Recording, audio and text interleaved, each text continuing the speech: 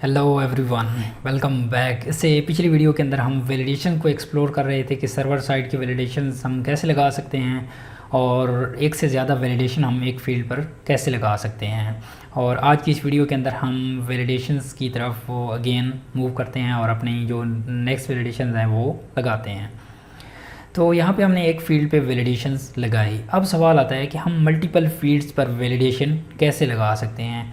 तो याद रखें, हमने एरे का साइन लगाया था, तो यहाँ पे आपने कॉमा लगाना है यहाँ पे, और इसके बाद आपने नीचे आ जाना है और यहाँ पे सेकंड फील्ड का नाम लिखना है। सेकंड फील्ड कौन सी है? डिस्क्रिप्शन है, ठीक है, डिस्क्रिप्शन। और यहाँ पे डिस्क्रिप्शन की आपने लिखना है कि ये रिक्वायर्ड हो, उसके बाद इसकी जो मिनिमम लेंथ हो वो कितनी हो, यहाँ पे 3 हो, ठीक है, और मैक्सिमम लेंथ कितनी हो आप कोई भी डिफ़ाइन कर सकते हैं, 2 कर सकते हैं, 1 कर सकते हैं, ये बेस्ड ऑन योर रिक्वायरमेंट, ठीक है। मैक्सिमम कितनी हो, मैं कहता हूँ कि 500 हो, क्योंकि ये डिस्क्रिप्शन है तो ये जो डिस्क्रिप्शन है ये काफ़ी लेंथी होगी। इसके बाद एक और आता है कि इज़ पब्लिश, ठीक है, और यहाँ पे आप इसकी टाइप भी डिफ़ाइन कर सकते हैं, तो इसको मैं जस्ट इज़ रिक्वायर्ड कह रहा हूँ, ठीक है। इसके बाद है इज़ एक्टिव, तो मैं इसका कह रहा हूँ कि हमारे पास ये भी हमारे पास रिक्वायर्ड हो, ठीक है। ये सर्वर साइड की वैलिडेशन हम लगा रहे हैं। अब इसको सेव करें और यहाँ पे इसको हम जाते हैं और रिफ़्रेश करते हैं, और सबसे पहले हम यहाँ पे आते हैं और जितनी भी हमारे पास सर्वर उसकी क्लाइंट साइड की वैलिडेशन है वो हम रिमूव करते हैं। उसकी वजह क्या है कि हम सर्वर साइड को चेक करना चाहते हैं। अगर क्लाइंट साइड की वैलिडेशन वर्क कर रही होंगी सर्वर साइड की वैलिडेशन पर ये जाएगा ही नहीं, ठीक है, इसलिए हम रिमूव कर रहे हैं, अदरवाइज़ कोई और रीज़न नहीं है। तो ये सर्वर साइड क्लाइंट साइड से गुजर जाएगा तो देन ही हम सर्वर को टेस्ट कर पाएंगे।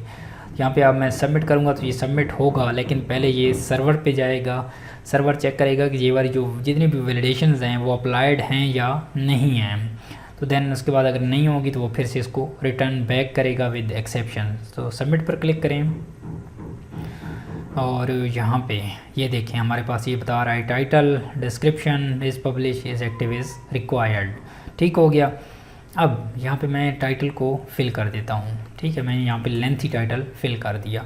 अब मैं यहाँ पे जो हमारे पास वैलिडेशन, ये हमारे पास सेकंड जो वैलिडेशन है ये पास हो जाएगी और ये 3 वैलिडेशन थ्रो करेगा। सबमिट करें और इसकी हम आउटपुट देखते हैं। तो ये देखिए हमारे पास कह रहा है टाइटल मस्ट बी 15, और उसके बाद जो डिस्क्रिप्शन की वैलिडेशन थी ये गायब हो गई है। उसके बाद पब्लिश और एक्टिव की दिखा रहा है, ठीक हो गया। अब अगर मैं पब्लिक भी चूज़ कर दूं तो हमारे पास ये जस्ट एक्टिव की डिस्प्ले कराएगा और टाइटल की, और अब डिस्क्रिप्शन की भी, क्योंकि डिस्क्रिप्शन हमारे पास एम्प्टी थी, ठीक है। अब सवाल आता है कि यहाँ पे डिस्क्रिप्शन तो हमने एंटर कर दी, लेकिन ये फिर से भी डिस्क्रिप्शन जब हम सबमिट करते हैं तो हमारी जो पुरानी वैल्यू होती है वो तो लास्ट हो जाती है। तो उस वैल्यू को हम कैसे फील्ड रखें, तो उसके लिए भी लारावेल के पास सॉल्यूशन है। और लारावेल जितनी भी आपकी प्रॉब्लम्स होती हैं वो हेल्प आउट करता है। इस वजह से I am saying that I am Laravel lover. तो आप भी लव करेंगे लारावेल से, क्योंकि ये बहुत ही अमेजिंग है और आपकी जो डेवलपमेंट है उसको बहुत ज़्यादा फास्टर कर देता है और आपकी एप्लीकेशन को बहुत ही सिक्योर बना देता है।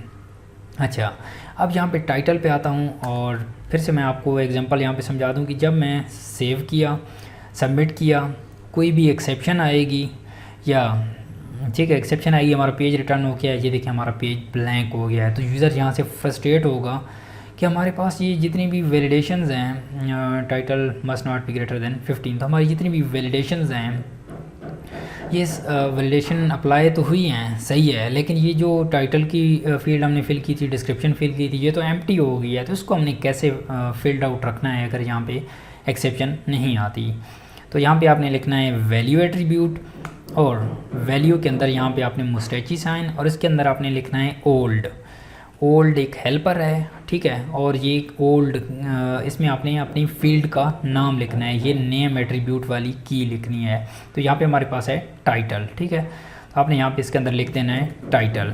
अब ये क्या करेगा, टाइटल को जो भी आपने पुराना टाइटल फिल्ड किया होगा, पुराने से क्या मुराद है, ये वाला आपने फिल किया, ठीक है, आप सबमिट करेंगे तो ये वाला जो टाइटल होगा ये कभी भी लॉस्ट नहीं होगा। इवन जब आपका पेज रिफ़्रेश होके भी आएगा तो जो फॉर्म है इसको पता है कि ये पुरानी वैल्यू ये वाली थी। अब मैं सबमिट करता हूँ तो ये वाली वैल्यू लास्ट नहीं होगी, देखना सबमिट हुआ, रिफ्रेश बैक, रिटर्न बैक, और ये देखें हमारे पास वैल्यू लास्ट नहीं हुई।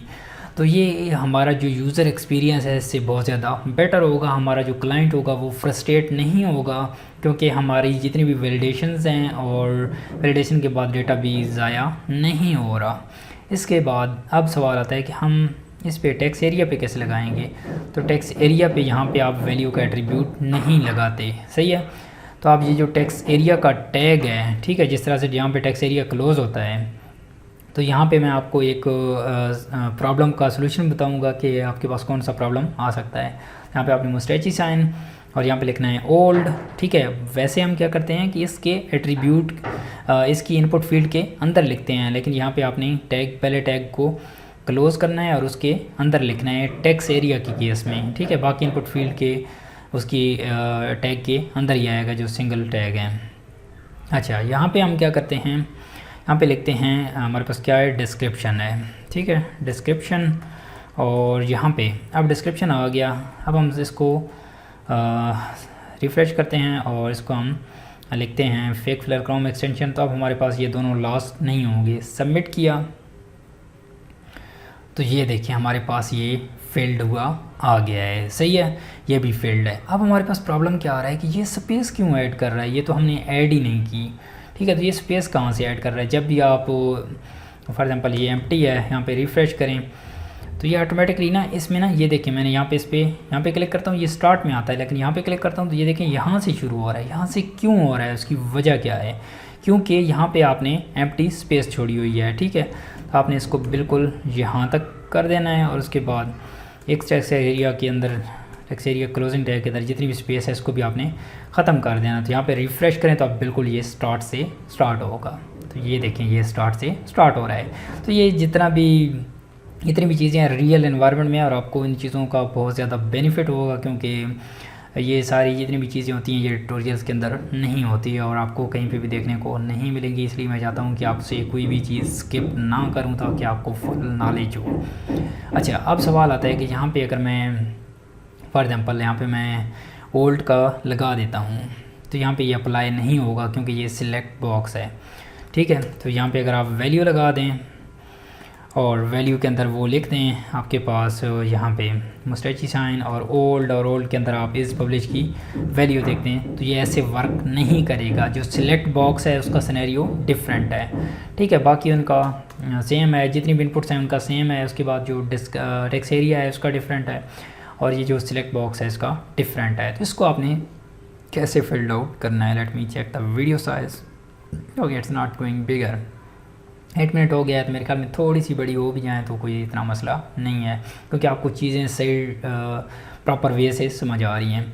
तो अब इसको आपने कैसे करना है, तो उसके लिए आपके पास है, यहाँ पे आएँ और इसके अंदर आप अगर आप लारावेल के पुराने वर्जन के अंदर हैं तो उससे क्या होता है कि आपको मैनुअली ये चीज़ें चेक करनी पड़ती हैं। यहाँ पे आप इफ़ ब्लेड डायरेक्टिव लगाएं यहाँ पे, और यहाँ पे आप पहले कंडीशन लिखें कि ओल्ड के अंदर जो भी वैल्यू आ रही है, ये मैं आपको पहले लारावेल के पुराने वर्जन के लिहाज से चेक करा देता हूँ। यहाँ पे आपने इसकी फील्ड का नाम लिखना है इज़ पब्लिश, ठीक है, ओल्ड, देन इक्वल किसके इक्वल हो, तो ये इक्वल हो, okay let me first and if, okay and if हो गया।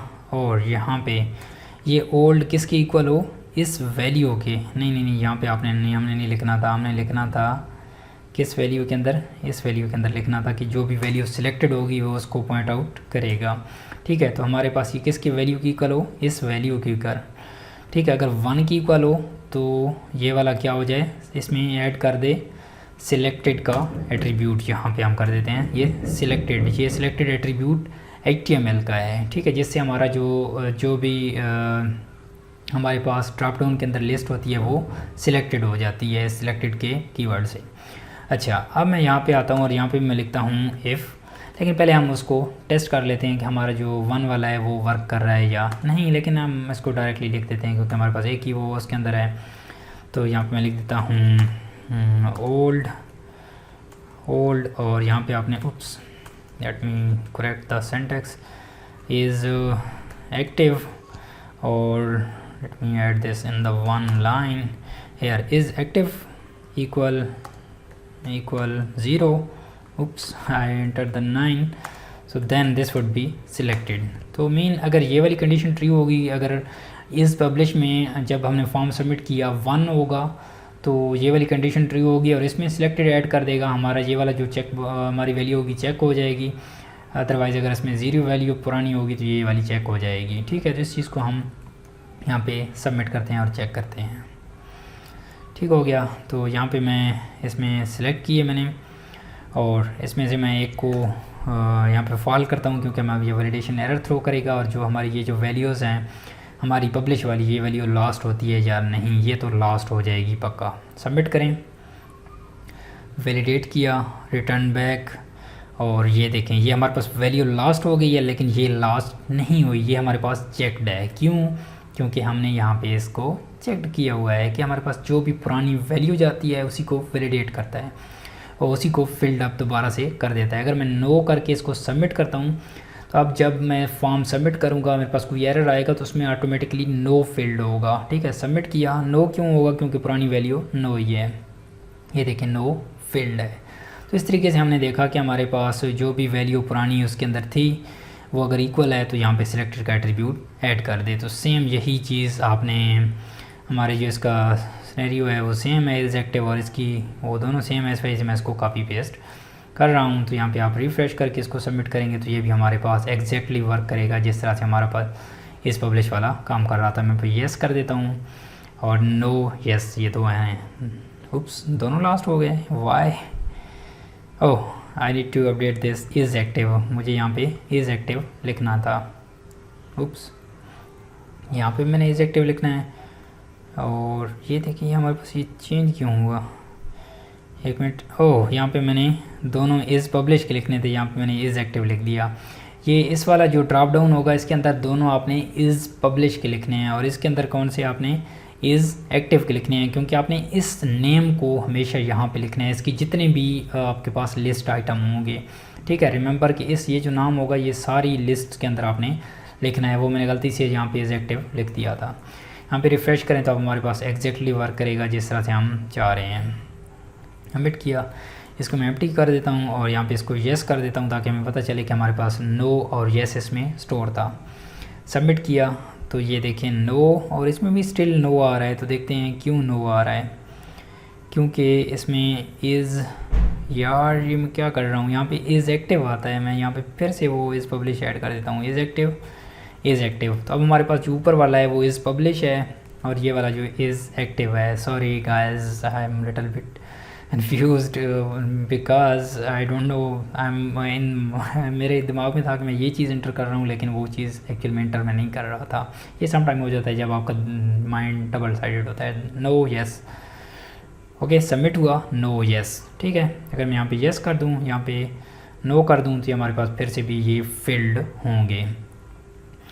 तो ये देखें हमारे पास फील्ड है। तो इन दो वीडियोस के अंदर हमने देखा कि हमारे पास जो टाइटल है उसको हम उस पर वैलिडेशन कैसे लगा सकते हैं, उसका मिनिमम मैक्सिमम कैसे सेट कर सकते हैं, उसके अलावा जो टेक्स्ट एरिया है उसको हम कैसे वैलिडेट कर सकते हैं, उसके अलावा ये जो पब्लिश है इसको कैसे वैलिडेट कर सकते हैं और उसके बाद इनको हम ऑटो फिल कैसे कर सकते हैं, टेक्स्ट एरिया को कैसे ऑटो फिल कर सकते हैं, इस पब्लिश को कैसे, इन जो सिलेक्ट बॉक्स हैं इनको ऑटो सबमिट ऑटो फिल हम कैसे कर सकते हैं। अगर मैं वीडियो साइज़ चेक करूँ तो हमारे पास काफ़ी लेंथी हो रहा है, लेकिन यहाँ पे मैंने एक चीज़ आपको बतानी है कि जो लारावेल 9 है उसके अंदर इसका जो सिनेरियो है फिल करने का वो डिफरेंट है। ठीक है, तो ये मैं आपको अपडेट करा देता हूँ नेक्स्ट वीडियो के अंदर और उसके अंदर हम फर्दर कंटिन्यू भी करेंगे। तो मैं आपको मिलता हूँ नेक्स्ट वीडियो के अंदर, तो के लिए बाय बाय।